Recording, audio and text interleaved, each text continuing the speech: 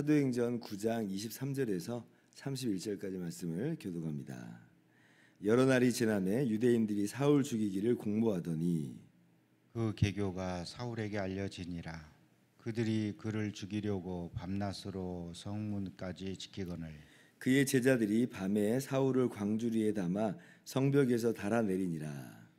사울이 예루살렘에 가서 제자들을 사귀고자 하나 다 두려워하여 그가 제자됨을 믿지 아니하니 바나바가 데리고 사도들에게 가서 그가 길에서 어떻게 주를 보았는지와 주께서 그에게 말씀하신 일과 다메섹에서 그가 어떻게 예수의 이름으로 담대히 말하였는지를 전하니라. 사울이 제자들과 함께 있어 예루살렘에 출입하며 또 주 예수의 이름으로 담대히 말하고 헬라파 유대인들과 함께 말하며 변론하니 그 사람들이 죽이려고 힘쓰거늘 형제들이 알고 가이사랴로 데리고 내려가서 다소로 보내니라. 같이 하여 그리하여 그 온 유대와 갈릴리와 사마리아와 교회가 평안히 든든히 서가고 주를 경외함과 성령의 위로로 진행하여 수가 더 많아지니라. 아멘. 할렐루야. 하나님의 크신 은혜와 평강이 오늘도 변함없이 여러분 가운데 가득 넘치기를 주님의 이름으로 축원합니다. 사울이 예수님을 믿고 세례를 받은 후에 사울의 삶은 이제 이전의 모습과는 완전히 180도 달라진 모습으로 변해버렸습니다. 예수의 이름을 부르던 그런 사람들을 박해하던 사람이, 그래서 막 감옥에 잡아 가두기도 했던 사람이 이제 자기가 도리어 예수님의 이름을 증거하는 사람으로 그렇게 바뀐 거예요. 여러분, 그 부활의 주님을 목격한 것이 그렇게 충격이 큰 겁니다. 사울이 생각해 볼 때 이제 그런 거죠. 분명히 예수라는 사람은 십자가에 못 박혀 죽었고, 그래서 그렇게 끝나버렸다고 생각을 했는데, 그런데 세상에 죽었다고 생각했던 그가 지금 자신 앞에 나타나신 거예요. 그 호련히 하늘보다 더 그 빛난 빛 가운데서 자신에게 나타나셨다. 살아계신다. 이걸 이제 부활의 주님을 만나면서 발견하게 됐잖아요. 이게 어떻게 된 건가? 이게 어떻게 된 건가? 이게 그냥 넘어갈 수가 없는 겁니다. 왜냐하면 지금 자기 앞에서 벌어진 사건이기 때문에 넘어갈 수가 없는 거예요. 이 예수님은 도대체 어떤 분이신가? 누구신가? 이런 생각을 아니할래야 아니할 수가 없는 거죠. 어떤 결론이 나오겠어요? 예수님은 사람이로되 그런데 예수님 당신께서 말씀하신 것처럼 정말 하나님의 아들이구나. 하나님의 아들이 사람이 되어서 이 땅에 오신 것이구나. 라는 걸 이제 깨닫게 되는 거예요. 그러니까 예수님의 그 부활하신 예수님을 만난 것으로 사울은 이걸 이제 밝히 깨달아 알게 된 거죠. 그래서 20절 보니까 사울이 즉시로 각 회당에서 예수가 하나님의 아들이심을 전파하니 그러죠. 그러니까 예수님 분명히 하나님의 아들이신 거예요. 부활이 이걸 증명해 줬어요. 자, 그러면 예수님이 하나님의 아들이시면 이제 어떤 생각이 꼬리에 꼬리를 물고 이어지겠어요? 하나님의 아들이신데 근데 왜 이 땅에 오신 것인가? 왜 그리고 나무에 달려 죽기까지 하신 것인가? 라고 하는 생각이 이어질 겁니다. 하나님께서 힘이 없어서 그러실 리는 없을 것이고요. 그죠? 특별히 나무에 달려 죽었다라고 하는 것은 이건 어떤 의미가 있어요? 구약 신명기에서도 찾아볼 수 있듯이 하나님께 저주받아 죽은 거거든요. 그러면 이제 이게 말이 안 되잖아요. 하나님의 아들이신 예수님이 하나님의 저주를 받아 십자가에 죽었다. 이해가 안 되는 거예요. 이게 지금 어떤 일이 벌어진 겁니다. 이게 무슨 일인가 할 때 이제 그때 바울은 아는 거예요. 이건 그러면 예수님 자신 때문에 그런 게 아니다. 그럼 누구 때문이냐? 우리 죄 때문이구나. 우리의 저주를 대신 받으신 것이구나 라고 하는 결론으로 이제 딱 나오는 거예요. 예수님께서, 하나님의 아들이신 예수님께서 나무에 달려 죽으심으로, 우리를 위해서 대신 나무에 달려 죽으심으로 우리의 모든 저주와 우리의 모든 심판이 다 없어진 거구나. 다 대신 담당하신 거구나. 그래서 우리가 예수 안에서 거저 죄 용서받고 의롭다함을 얻는다라고 하는 이 놀라운 이 복된 소식을 발견하게 된 것입니다. 그래서 이 바울은 하나님의 아들이신 예수님이 바로 구원자시구나, 메시아시구나라는 걸 확신하게 되는 것이에요. 그래서 22절 보니까 예수는 그리스도다 이렇게 증거했죠. 예수는 그리스도다. 그러니까 예수님은 정말 하나님이 약속하신 우리의 구원자시라는 것이에요. 그래서 사울이 부활하신 예수님을 만나고 나서 이 모든 걸 이제 하나하나 마치 퍼즐이 이제 풀리는 것처럼 하나하나 이제 깨달아지면서, 그래서 그 즉시로 담대하게 다메섹에서 예수님을 열성적으로 아주 증거하죠. 그러니까 이제 얼마나 이제 바울이 열성적으로 이렇게 담대하게 예수님을 증거했는지. 또 그리고 이제 또 반대자들 입장에서는 아니 분명히 우리 편인 줄 알았는데 저렇게 돌변해 버리니까 더 위험 인물이라 이렇게 생각을 했겠죠. 그래서 많은 유대인들이 오히려 이제 사울을 죽이려고 공모를 합니다. 입장이 완전 바뀌었죠. 그렇게 예수님을 예수의 이름을 부르던 사람을 죽이려고 했던 사울이었는데 이제 도리어 사울이 죽임을 당할 그런 이제 위기, 예수님의 이름 때문에 죽임을 당할 그 위기에 빠지게 된 것이에요.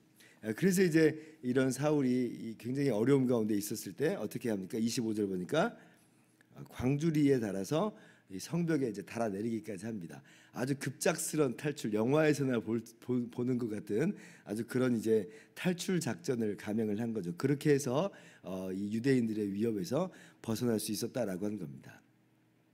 근데 이제 이러한 박해가, 이 사울을 향한 박해가, 그러나 사울의 이 복음 증거를 가로막을 수 없었습니다. 예전에 마찬가지죠. 교회를 아무리 박해했어도 교회가 복음 증거하는 걸 가로막을 수 없었던 것처럼 똑같은 일이에요. 사울의 복음 증거하는 일을 그 어떤 박해가 막을 수 없었습니다. 그래서 이제 피신한 사울이 26절 보니까 예루살렘에 방문을 하죠. 예루살렘. 근데 이제 예루살렘 교회가 쉽게 받아들이질 못합니다. 왜냐하면 이제 이게 뭐 사울에 대해서 앙금이 남아 있어서, 감정적인 앙금이 남아 있어서라기보다는 믿을 수가 없는 거예요. 아니 그 사울이 정말 예수님을 믿은 거라고? 난 못 믿겠는데. 그러니까 바울의 이 사울의 예전 모습을 아는 사람들은 믿겨지지 않겠죠. 그러니까 믿을 수가 없는, 그러니까 어느 정도로 사울이 그 예루살렘 교회를 박해를 했는지를 우리가 여기서도 잠깐 좀 확인해 볼 수가 있습니다. 그런데 이제 바나바가 이제 보증을 하죠. 가교 역할을 합니다. 그 가운데서 역할을 해주니까 이제 사울이 이제 드디어 예루살렘 교회에 받아들여집니다. 한 교회, 한 몸, 한 공동체라고 하는 것이에요. 그리고 이제 그렇게 예루살렘에서 거할 때 마찬가지예요. 다메섹에서 그랬던 것도 그것과 마찬가지로 아주 담대하게 예수님의 이름을 증거하는 것을 볼 수가 있습니다. 29절 보시면 또 주 예수의 이름으로 담대히 말하고 헬라파 유대인들과 함께 말하며 변론하니 그 사람들이 죽이려고 힘쓰거늘. 바울이요, 이 사울이요, 예루살렘에서 열심히 또 복음을 전해요. 아마 이제 자신이 전에 저질렀던 그 엄청난 과오를 깨달아 알기 때문에 그래서 어쩌면 더 힘을 내는 것일 수도 있고, 어쩌면 이제 자신과 같이 또 여전히 박해에 힘쓰는 사람들이 있겠잖아요. 제2의 사울, 제3의 사울들이 사실은 뭐 사울 한 명이 박해한 건 아니니까 있었겠잖아요. 아마 그런 사람들을 향한 어떤 또 마음이 있었을 것 같아요. 저 사람들이 지금 몰라서 그렇다는 거죠. 부활하신 예수님을 모르니까 저런다는 겁니다. 부활하신 예수님을 알면 저 사람들도 나처럼 깨닫고 변화될 수 있어 라고 이제 생각을 아마 더 하지 않았을까 싶어요. 그러니까 이제 그 사람들을 향해서 더 열심히 또 복음을 전해. 헬라파 유대인들, 사울이 헬라파 유대인이었으니까요. 헬라파 유대인들이 아마 이 박해의 또 중심에 좀 있었던 모양입니다. 아마 이렇게 이야기하지 않았을까 싶어요. 야, 나도 니들처럼 그런 줄 알았거든. 니들도 나 알잖아. 나 니들보다 더하면 더했지 못하지 않았어. 야, 그런데 아니야. 우리가 틀린 거야. 예수님은 정말 하나님의 아들이 맞아. 내가 부활하신 예수님을 목격했어. 예수님 정말 부활하셨더라고. 그러니까 예수님이 바로 하나님께서 약속하신 메시아 구원자셔. 너희들도 예수님 믿어야 돼. 아마 이렇게 이 열심히 복음을 증거했으리라, 이게 상상을 한번 해볼 수가 있을 것 같습니다. 그러니까 이 사울의 변화된 모습이 오늘 이렇게 복음을 담대하게 또 아주 열심히 증거하는 것으로 이렇게 확연하게 잘 나타내 보이는 겁니다. 여러분, 이러한 사울의 이 회심의 모습은, 이 완전히 180도 달라진 모습은 우리의 모습을 한번 좀 돌아보게 만들죠. 회심의 열매랄까요? 자, 나는 이러한 회심의 열매가 있는가? 그러니까 변화된 모습으로 살아가고 있는가? 우리 스스로를 한번 돌아볼 수 있다라고 하는 것입니다. 아마 이 사울처럼 극적인 회심을 경험하신 분은 더 강렬한 모습으로 그 열매가 나타나고 있을 것이고, 아마 모태신앙처럼 극적이진 않은 그런 회심의 경험이 있으시다면 또 잔잔하지만 그렇게 단단한 모습으로 그 회심의 열매가 나타나고 있을 거예요. 분명한 것은 뭐냐면 어떠한 이 회심의 경험이든지 간에 우리가 예수님을 믿고 난 다음에는 우리 가운데도 마찬가지로 그런 열매들이 나타나고 있다는 겁니다. 왜냐하면 좋은 나무에는 좋은 열매가 맺어지기 마련이다 라고 주님께서 말씀하셨기 때문이죠. 하나님의 백성으로 변화된 우리는 하나님의 백성다운 삶의 열매들이 우리 가운데서 맺어진다 라고 하는 거예요. 그래서 우리가 그렇게 변화된 모습을 살아가고 있을 텐데, 그러나 우리가 신앙생활을 하다 보면 오랫동안 신앙생활을 할 때 어쩌면 우리가 멈춰져 버린 것은 아닌가, 어쩌면 우리가 뒷걸음질 친 것은 아닌가 라고 하는 것을 우리가 좀 한번 생각을 해봤으면 좋겠어요. 생각은 한번 해보고, 혹시나 우리가 잃어버렸다면, 혹시나 우리가 멈춰졌다면, 뒷걸음질 치고 있다면 어디서부터 지금 우리가 정말 이 걸음을 멈췄는가 한번 생각을 해보면서 다시 한번 열심히 하자, 그런 것을 넘어서서 우리를 위해서 이 땅에 오시고 죽으시고 부활하신 예수님을 바라보는 것으로, 예수님의 그 은혜와 사랑을 바라보는 것으로, 그래서 나 같은 죄인을 구원하여 주신 그 놀라운 은혜를 다시 한번 마음 가운데 새김으로 여러분 안에서 다시 한번 열심히 일어날 수 있기를 바랍니다. 그래야지 사람의 열심이 아니에요. 그러니까 그렇지 않고 열심히 해야 돼라고 하면 지치죠. 사람의 열심으로 끝나기 마련인데, 그런데 우리가 지금 그렇게 떨어진 모습으로, 멈춰진 중단된 모습으로 있을 때에 누구를 바라보고 어디로 집중하는 거냐면 예수님을 바라보고 부활하신 예수님께 집중하면 우리 안에 있는 주님의 그 은혜와 사랑이 회복되는 것이고, 그 힘으로, 그 능력으로 우리가 이 봉사의 길을, 또 섬김의 길을, 전도의 길을 나아갈 수가 있는 것입니다. 그렇게 오늘도 힘차게 아름다운 하나님의 백성으로서의 삶의 경주를 잘 감당할 수 있기를 바랍니다. 아울러서 한 가지만, 중요한 거 한 가지만 더 말씀을 드릴게요. 31절 말씀 한번 같이 읽어봅시다. 시작. 그리하여 온 유대와 갈릴리와 사마리아 교회가 평안하여 든든히 서가고 주를 경외함과 성령의 위로로 진행하여 수가 더 많아지니라. 굉장히 흥미로운 표현이 쓰여져서 제가 나누고자 하는 건데요.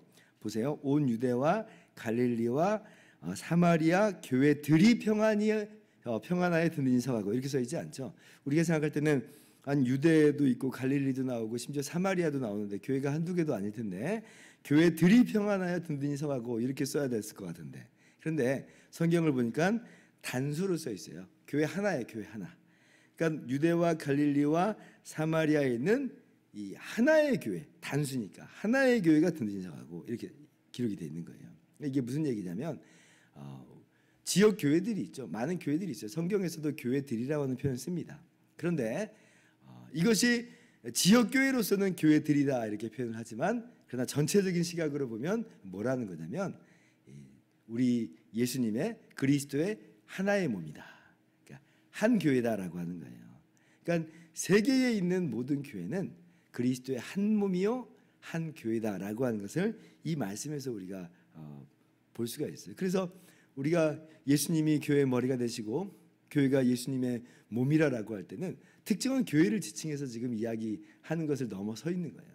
그것은 사실은 이 지구상에 있는 모든 교회를 일컬어서 주님의 몸이다, 한 몸이다, 그렇게 이야기를 하고 있는 거죠. 그래서 우리가 지체교회, 지역교회가 사실은 그 한 교회의 또 지체처럼 있는 거예요. 그리고 그 지역교회의 일원으로서 우리가 또 그 안에서 또 한 지체가 돼 있는 이런 구조거든요. 그러니까 우리가 이제 교회 간의 불필요한 경쟁, 아무런 쓸데없는 일인 거예요. 그렇게 할 필요가 없거든요. 왜냐하면 우리는 그리스도의 한 몸이기 때문에 그렇습니다. 오히려 우리가 교회 간에 아름다운 교제가 있어야 되는 것이고, 그렇게 한 몸됨을 우리가 잘 이루어 나가는 것이 올바른 이 교회로서의 신앙생활이라는 것을 또 기억하면서 나가실 수 있기를 바랍니다. 기도하겠습니다.